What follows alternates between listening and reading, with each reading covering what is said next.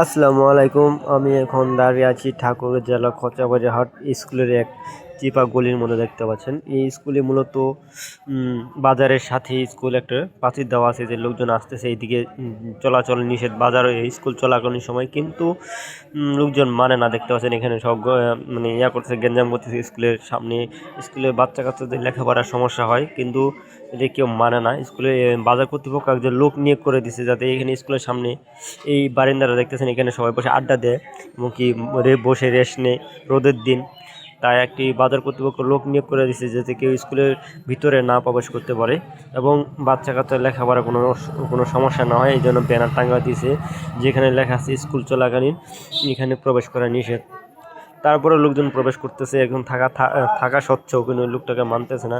এদিকে অলটপকে কীভাবে আসে দেখতে পাচ্ছেন, অলটপকে কেউ ঢুকতেছে লোকজন। এই লোক থাকার পরও আর এই লোক যদি না থাকে তাহলে এই পুরা স্কুলটাই মনে করেন দখল করে নেয়। বাজারের লোকজন আসে, লেখাপড়া এখানে অনেক ব্যাঘাত ঘটে।